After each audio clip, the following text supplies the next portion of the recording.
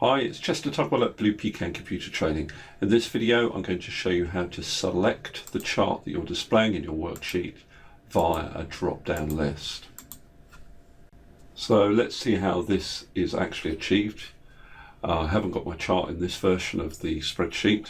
What I've got though is two sheets. Sheet 1, which gives us some information for the drop-down box, combo box source, and also some information for named ranges, which I'm going to use on another sheet. I'll explain this area down here later on as well. Now, I have got two sheets. I'm just going to change the sheet. And in this sheet, what I'm going to do is house the charts that I want to display within cells, within a single cell, which is why I've made these rows much higher. But before I'm actually going to house the charts in the cells, I'm actually going to name these cells.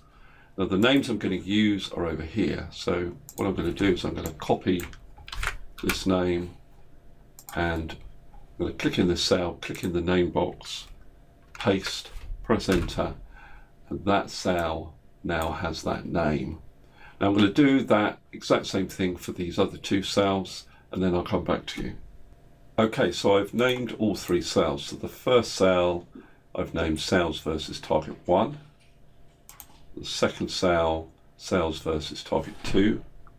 And if I scroll down a little bit, I've also got a third cell which I've named sales versus target 3.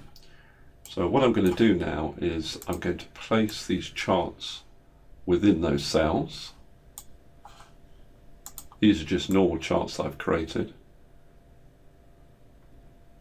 Data's on another sheet, but there's nothing special about these charts.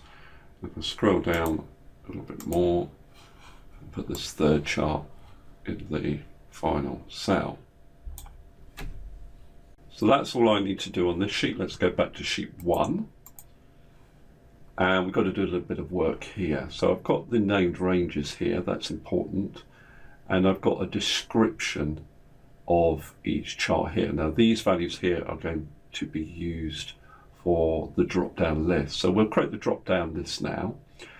Now to do that, you need to have the developer tab on your ribbon. If that's not appearing on your ribbon, right-click on an existing tab, go to customize the ribbon, and then in this dialog box, just tick this option here for developer, and your developer tab should appear.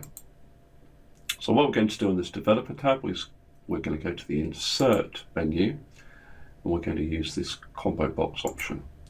So I'm going to draw my combo box, right click on it, choose format control, and I'm going to select an input range. Those are the values that will appear in the drop down. That's going to be these values here. And I also need to give it a cell link, so that will be a number associated with whatever I choose in the drop down list, either 1, 2 or 3. So that's going to be my combo box output cell. Now you'll see what happens.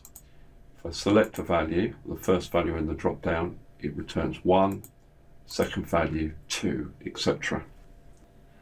Now the next job is to use the index function. Now what I've got to do is I've got to somehow match what is selected here with the named ranges that I've created on the other sheet.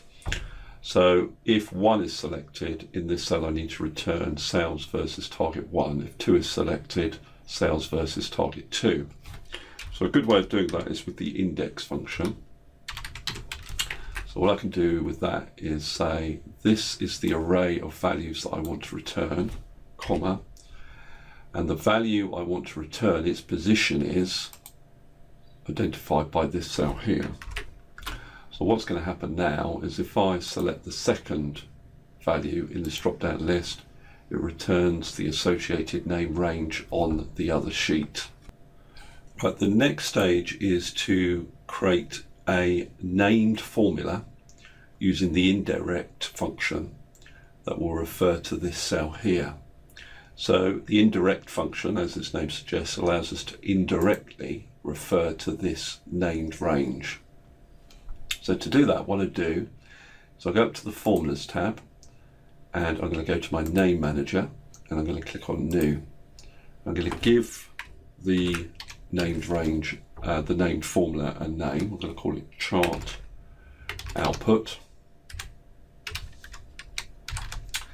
And down here I'm going to write my formula using the indirect function.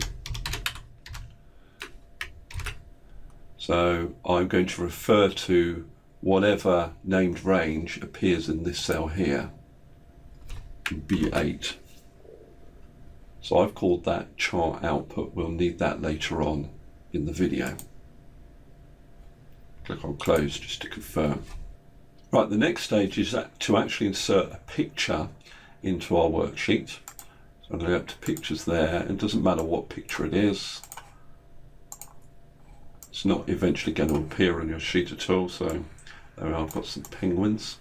So you need to resize it to the size that you want your charts displayed as. And then what you do is you make sure your picture is still selected, go up to the formula bar, and you type in the name that you used with your indirect function, the one that referred to this cell. So there it's appearing there, chart output. And if I press enter, it now displays the chart, the relevant chart that was on this sheet. Essentially because the indirect function refers to this value, this named range, which is referring to the appropriate named range on this sheet. If you remember, we named these cells, sales versus target 1, sales versus target 2. We're indirectly referring to those named ranges. So now, if I select a name up here, it returns or displays the relevant chart up here. Okay, hopefully that's been useful. Thanks for listening. It's been Chester Tugwell at Blue Pecan Computer Training.